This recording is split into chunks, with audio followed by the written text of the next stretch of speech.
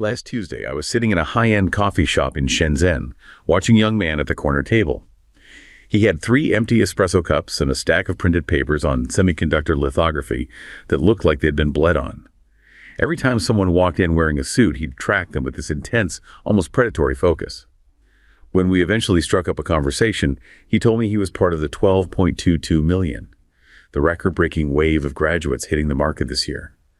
He talked about his master's degree with a kind of religious fervor, calling it his ticket to the light. He seemed convinced that his sheer academic rank made him untouchable. But then I mentioned the Kong Yiji meme, the idea that many graduates are now just intellectual beggars, clinging to their academic robes while the world moves on. The shift in his demeanor was instantaneous. The scholarly pride evaporated, replaced by a cold, sharp bitterness. He didn't defend the value of a well-rounded education or offer a philosophical counter-argument. Instead, he started scrolling through a recruitment app, showing me technical roles for smart factory systems. "The offices are full of ghosts," he whispered. "If you aren't touching the machines, you don't exist." Then he dropped this chilling line. "In the West, they learn how to feel. Here, we are learning how to build the world that replaces their feelings." That total instantaneous abandonment of the white-collar dream in favor of a raw industrial survivalism left me stunned. This wasn't a student looking for a career. It was a component of a brain power bomb looking for its trigger.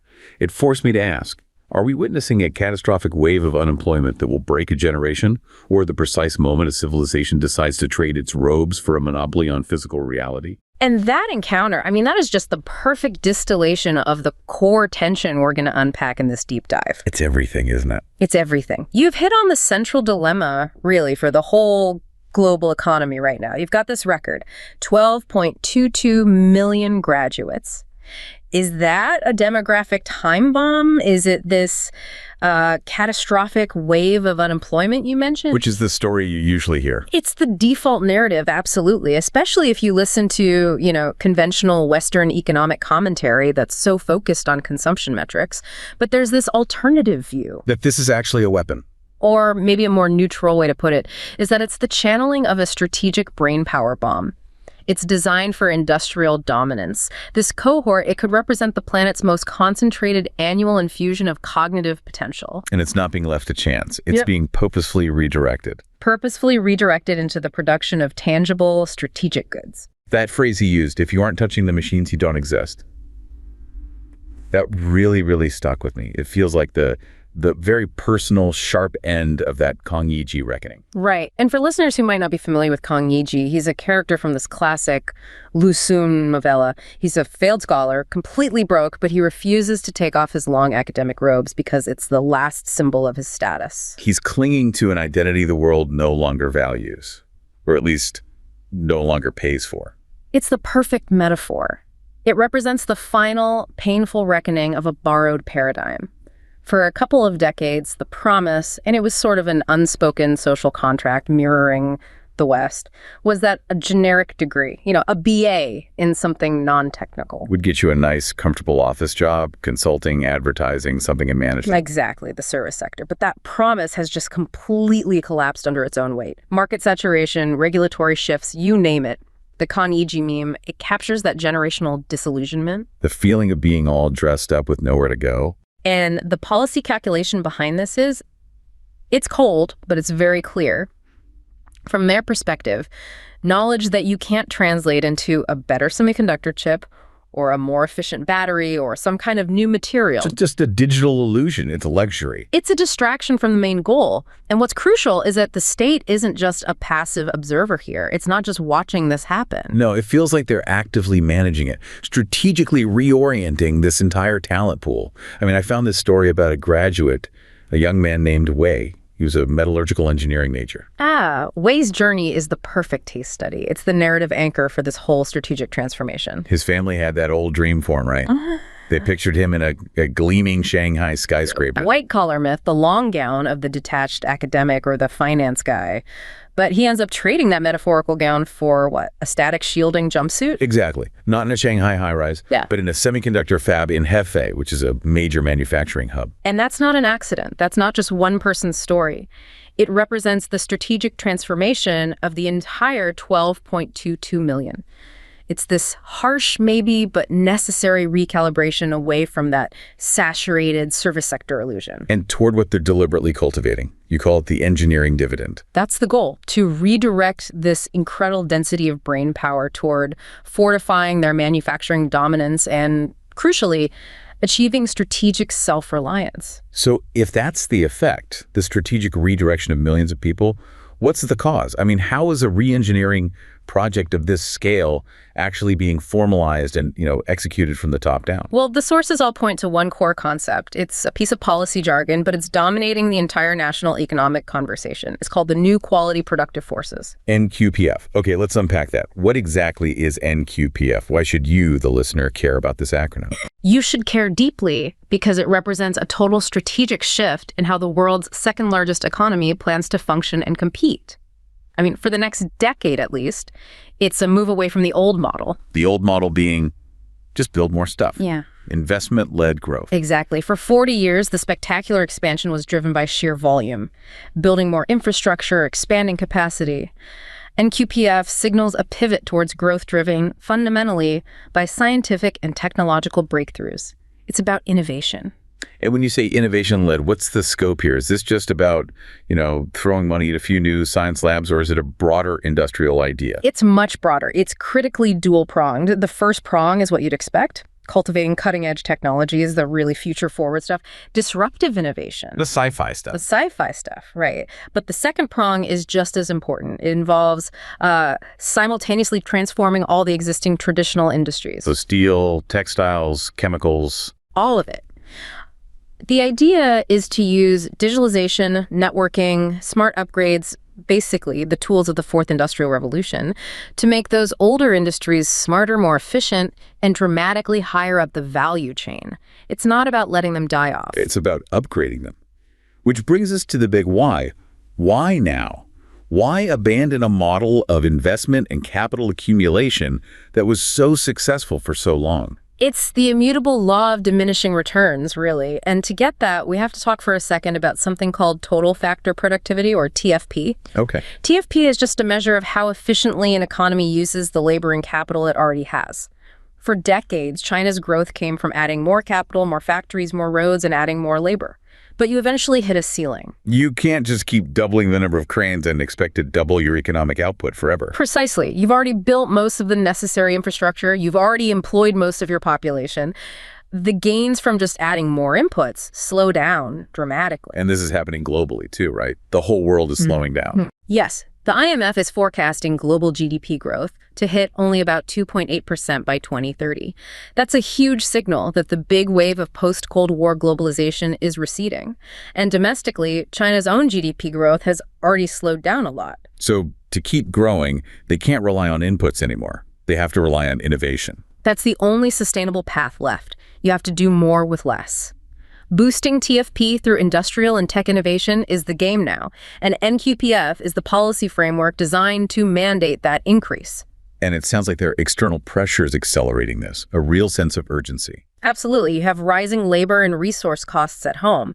And then abroad, you have the Western backlash against globalization. We're talking about things like technological decoupling, tariffs, protectionism. All of it. And that creates an urgent need for two things. First, you have to move your traditional manufacturing up the value chain to justify those higher costs. And second, you have to achieve technological self-sufficiency in core areas like semiconductors and AI. To protect yourself from supply chain disruptions or sanctions. It's an existential effort, really, future-proofing the entire economic structure. Okay, so to do that, you need places to put all these graduates. The strategy needs concrete targets, these absorption pools you mentioned. Where is the state actually channeling all this brain power? The targets are very specific. They are the high-end technologies that will define national power in the 21st century. So you're looking at artificial intelligence, biotechnology, advanced semiconductors. The big ones. The big ones. Plus new energy, new materials, commercial aerospace, the so-called low-altitude economy. Think drones and air taxis and next-generation energy grids. These aren't just trendy sectors. They are explicitly framed as the absorption pools where all that theoretical knowledge gets forged into the physical world. And these fields, AI, semiconductors, they require a level of education far beyond just a generalist degree. That is the entire point. This isn't a strategy for absorbing generalists. If you're going to work on something like brain-computer interfaces or quantum computing, you need the highest possible density of specialized SIEM PhDs and master's graduates. SIEM being science, engineering, agriculture, and medicine. Right. It's a strategy that relies on transforming people like Wei, the metallurgical graduate, or Jia, who we'll talk about, into these highly specialized assets. The policy focuses on areas where the difficulty of the problem itself creates a natural barrier to entry. Which then justifies the decade plus they invested in that rigorous education. Exactly. And these goals are not just abstract ambitions. The Ministry of Industry and Information Technology, the MIIT, has put hard numbers on this. They've quantified it. Yes. The MIIT has set explicit, measurable targets. By 2025, the goal is to achieve breakthroughs in 100 cutting-edge key technologies. And at the same time, they want to form 100 iconic products. So not just ideas in a lab, we're talking about real physical things. Real things. Highly capable humanoid robots, advanced 6G networks, quantum computers, next-gen lithography tools. The mandate is crystal clear. Innovation must translate into tangible, globally competitive products. That level of orchestration setting, targets for 100 key breakthroughs, screams heavy state involvement. Oh, right. But you said the policy still emphasizes the market. So what's the real balance of power here between the state and private capital in funding all this? That's a crucial nuance. Despite the sort of Marxist roots of state planning, the NQPF framework explicitly stresses the essential role of market forces and private investment. So the state isn't paying for everything? Not at all. The state sets the strategic direction. It provides the initial stabilizing funding to de-risk these new sectors. But it's relying on private capital, angel investors, venture capital, private equity for the efficiency, the risk management, and the scaling. The state provides the map, and private capital provides the fuel. Good way to put it. The policy documents specifically call for encouraging and regulating the flow of private investment into NQPFs. So you have state guidance, but you also have the pressure from VCs and PE to commercialize quickly and competitively. Can we see this working on the ground at a more local, granular level? Absolutely. The local level is often where you see the clearest picture of implementation. Take the Shanghai Lingang New Area, for example. It's a huge, important, free trade zone. And what are they doing? They understand that the foundation for almost all of this new tech is raw computing power.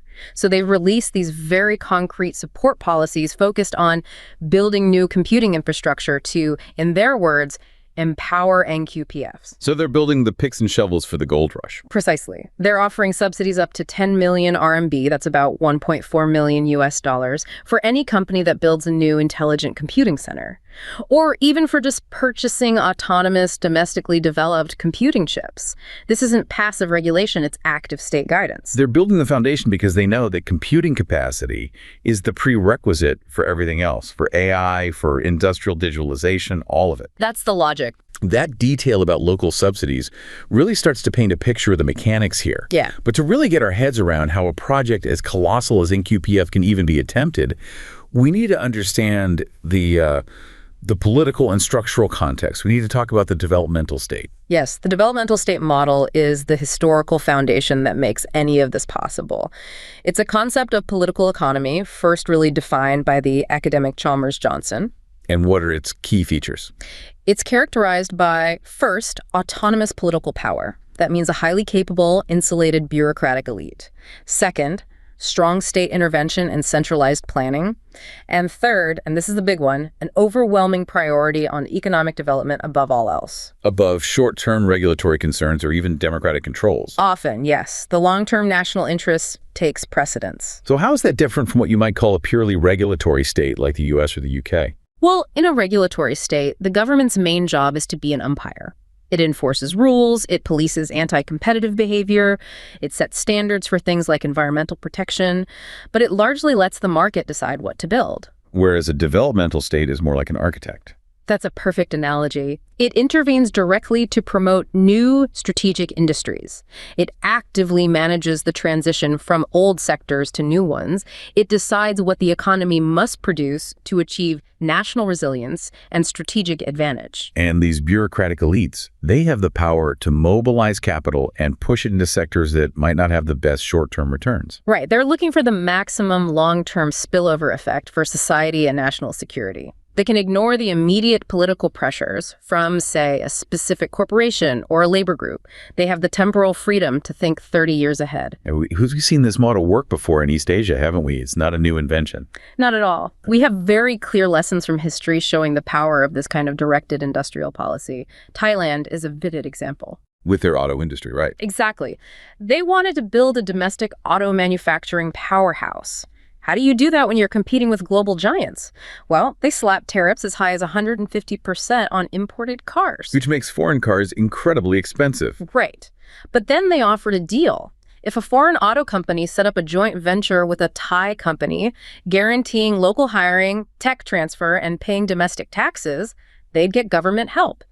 They also enforced strict local content rules. It's not just about collecting taxes. It's using state power as leverage to demand domestic industrial capacity. And of course, the classic example is South Korea with the chaebols. South Korea perfected this. They set up these powerful agencies like the Ministry of Trade and Industry to meticulously control the market. They intentionally organized private companies into those massive export-focused conglomerates, the chaebols. And then showered them with support. Massive directed subsidies. Long-term loans at favorable rates. They did it specifically to improve global competitiveness in strategic areas like shipbuilding, electronics, and steel. They even manipulated foreign exchange rates to help exporters. The economist Alice Amsing called it deliberately getting relative prices wrong. Using state intervention to basically kickstart growth where the free market wouldn't have done it on its own. That's the core idea of the developmental state in action. So if the developmental state is the political hardware, then the educational system has to be the software, the engine that powers it. This brings us back to the East Asian educational ethos, which feels like it's on a completely different planet from many current Western trends. It really is the cultural and educational bedrock. You see this almost religious reverence for hard knowledge, specifically STEM knowledge that can be translated into physical output. And the proof is in the numbers. The empirical proof is undeniable. You look at the PIA scores, the international student assessments. East Asian students are consistently at the very top in math and science. Their teams absolutely dominate competitions like the International Mathematical Olympiad. This isn't an accident. No, it's a conscious effort to pre-build state capacity, to make sure you have a massive, capable talent pool ready for these national projects. And this brings us to the story of Gia, the green energy student. Her experience really illustrates this difference between an education designed for, let's say, relatability versus one designed for rigor and utility. Tell us about her. Well, Gia's story is one of just immense pressure. She spent years buried under the crushing complexity of thermodynamics, advanced calculus, physical chemistry. By her own account, it created a lot of personal bitterness. I can imagine. But then she enters the workforce. She joins a green energy startup focused on the almost impossible task of creating next-generation batteries, improving their density. Which requires mastering exactly those subjects: electrochemical dynamics, material science. All of it. And suddenly, that intense, demanding education gives her this non-negotiable strategic edge. Her training was never about making her a well-rounded citizen or fostering personal expression. It was designed, from day one, to make her a fundamental unit of state capacity. Capable of turning theoretical physics into a physical product. Precisely. And this whole system seems to be driven by a deep-seated fear of economic decline. The idea that losing your industrial capacity is a kind of irreversible civilizational failure. The factory floor is everything. That's the core belief, that knowledge you can't translate into a better chip, a better battery, a more resilient power grid. It's just a digital illusion. It's a societal distraction. The lesson from history, as they see it, is that a nation that loses its mastery over the atoms of production eventually loses its ability to translate intelligence into real-world power and influence. So this NQPF strategy, underpinned by this educational rigor, it's about never leaving the factory floor, but instead making it the most advanced factory floor on the planet. That's the transcendent evolution they're aiming for. Okay, so let's pivot from the educational output to how it's actually deployed. We started with the 12.22 million. But if we zoom out to the whole academic pipeline, the scale of human capital here is just unprecedented. The scale is staggering. I mean, this has been a decades-long project. If you look at just SIEM PhDs, since the year 2000, the annual number of graduates from Chinese universities has exploded by 450%. 450%? Yes. They're now producing roughly 40,000 SIEM doctorates every single year. In terms of sheer quantity of highly specialized technical talent, that puts them right at the top globally. Which sounds like you'd have more brainpower than you know what to do with. And yet the sources point to this sharp contradiction. Despite this massive output, the nation is facing severe talent bottlenecks. How does that work? How can you have 40,000 new tech PhDs a year and still have shortages? It's a great question. It's about a scarcity of the right kind of talent in very specific cutting-edge areas, and it's also about some big structural problems and how that talent gets deployed. So the volume is there, but maybe not the specialization. That's part of it. For instance, in the field of artificial intelligence, there's an estimated shortage of 5 million professionals. 5 million. And in semiconductors, a core strategic pillar, reports say they're failing to fill 60% of their technical roles. The bottleneck is at the very, very high end of specific expertise. Which brings us to the first structural problem, where these graduates want to work. There's this strong preference among the most highly educated for academia over industry. A huge preference. The statistic is stark. 78% of Chinese STEM PhDs say they prefer a career in academia. In the US, that number is only 36%. Why such a massive difference? It's a complex mix of things. There's prestige, for one. Historically, an academic post carried enormous social status and, bureaucratic stability. But more practically, the industrial R&D sector, especially outside of the big superstar cities, is still seen as relatively immature and high risk. Compared to a state-backed research university. Right. Academia often offers more generous state-funded research grants, a clearer path for promotion, and more protection from the ups and downs of the commercial market. And this preference, it limits the flow of that top-tier research talent into the corporate sector, which is exactly where NQPF needs to be. It's a major roadblock. If the best innovation stays stuck in the university lab, it can't become a globally competitive product. So the talent is trained, but it's pooling in the wrong places. And that leads to the second big structural problem, which is geographic. The talent wants to be in the glamorous, established hubs. But the new industrial capacity is being built elsewhere. It's a classic mismatch. Your most highly educated workers, especially the postgrads, are heavily concentrated in superstar cities like Beijing and Shanghai. You get this fierce competition and a talent surplus there. Meanwhile, the little giant firms that are supposed to execute NQPF, many of them are not in those cities. We see that 57% of these critical, specialized, government-backed tech firms are located outside the major economic zones. And that means the most strategically important companies are struggling desperately to recruit top talent. It's a huge brake on localized innovation. So dealing with these mismatches, it requires more than just domestic policy. It has to involve managing the global flow of talent, right? Specifically reversing the old brain drain. Absolutely. China has spent decades institutionalizing a global talent influx strategy. After the open door policy, mobility was encouraged. It was eventually formalized in what's known as the 12-word policy. Which is?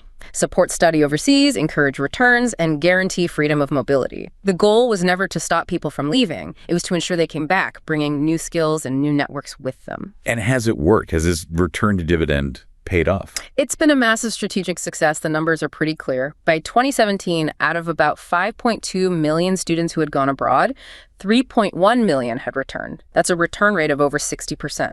And beyond that natural flow, there were targeted recruitment programs. Yes, famously the 1,000 Talents program and others like it. Those have actively recruited back at least 16,000 elite scientists and high-tech entrepreneurs. That's a huge influx. But the key question is, do these returnees actually change the quality of domestic research? Do they make it better? The data says they absolutely do. Returnees publish higher impact work than their purely domestic counterparts. Their share of highly cited papers show work that ranks in the top 10% worldwide hit 14% in 2017. That's 4 percentage points above the world average. And crucially, they act as bridges, don't they? They are essential knowledge integrators. They use what's called their scientific social capital, the networks and relationships they built abroad, to sustain these vital international collaborations. So they keep co-publishing with people from their old universities in the US or Europe? Predominantly. So the time spent abroad provides the training and the connections, and the move back home directly imports that global scientific knowledge right into the heart of the domestic system, which directly accelerates the NQPF goals. So we've laid out the strategy, which is NQPF, the historical structure with a developmental state, and this massive talent engine. The critical question now is execution. How do you actually force trillions of dollars of private capital to align with national goals? How do you make that pivot from the world of bits to the world of atoms a reality? Well, the first step was a decisive and some would say brutal end to the era of the hyperscaled consumer internet. The bits era, the era of blitzscaling apps, is definitively over. Why? What happened? A few things. First, the market just got saturated. Online sales growth slowed way down after 2017. And second, the platform giants, Alibaba, Meituan, the big names, faced these intense, very public regulatory crackdowns. For anti-competitive behavior, right? Like forcing merchants into exclusivity agreements. Exactly. And that regulatory push had a huge chilling effect. It also really soured public sentiment toward these companies that had once been seen as national champions. And that sentiment was captured in that famous, almost legendary quote about technological misalignment. It was. The frustration from the leadership was perfectly summarized by the line, "We wanted 5mm chips. Instead, we got digital red envelopes." It's such a powerful metaphor. It is. It signaled a clear and unacceptable misalignment. You had the nation's best math and engineering talent, vast technological resources, all being channeled into making, food delivery apps slightly more efficient. Instead of working on fundamental strategic technologies needed for national survival. The state made it very clear. The highest strategic value is now in physical production and core infrastructure, period. And this forced the big players, the traditional tech behemoths like Baidu, Alibaba, and Tencent, to pivot. How are they realigning their massive resources now? They are channeling capital directly into core infrastructure that supports NQPF. Baidu, for example, is now heavily focused on cloud computing and autonomous transportation systems, things that feed directly into smart city infrastructure. In Alibaba? Alibaba's growth is now heavily reliant on its enterprise cloud business.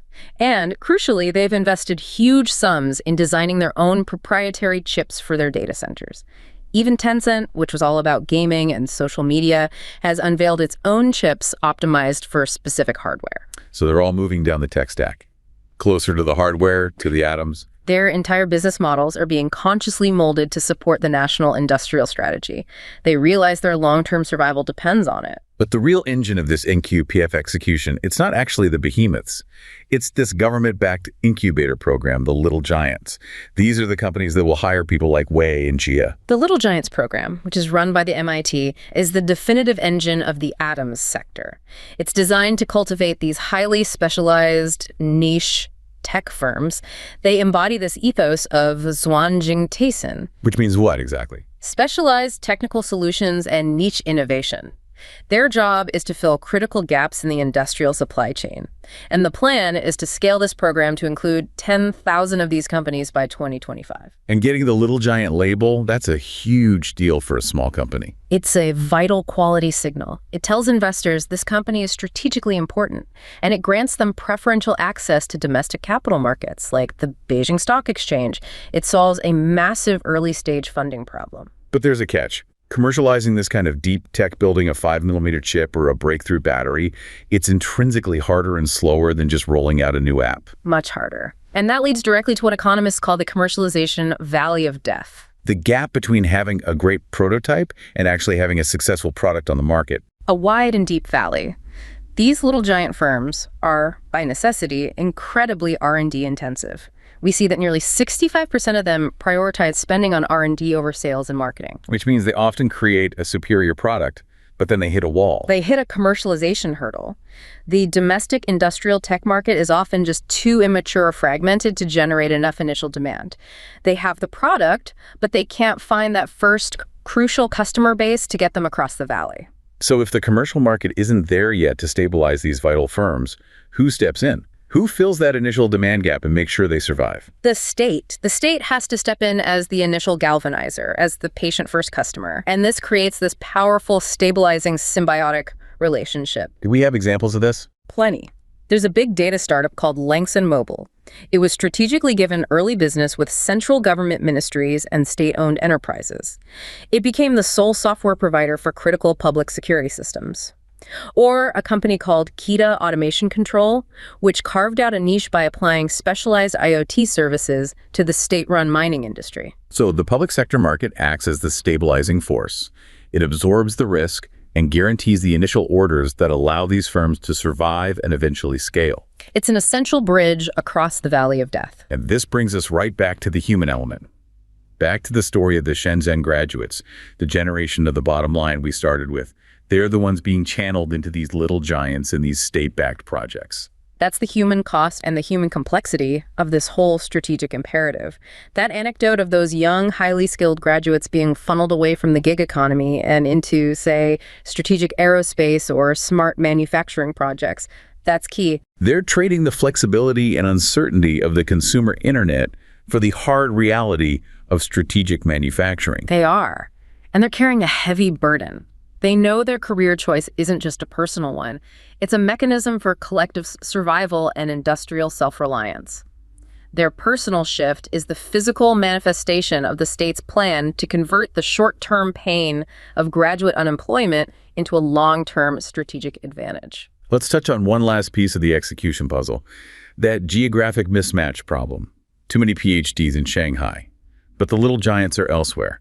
You mentioned the Hefei model as a fascinating solution. Hefei's strategy is really innovative, and it's probably the most difficult part to emulate because they completely reverse the conventional Silicon Valley logic. Which is get the talent and the companies will follow. Exactly. Hefei, being in a historically poorer province, knew it couldn't win a subsidy war against wealthier cities like Shanghai to attract talent directly. So instead, they focused entirely on attracting the companies, the demand creators first. They lured in the big hardware and manufacturing firms. Yes, they successfully brought in the LCD panel giant BOE, the memory chip champion Changxin, and the EV startup NIO, often with targeted deals on land and infrastructure.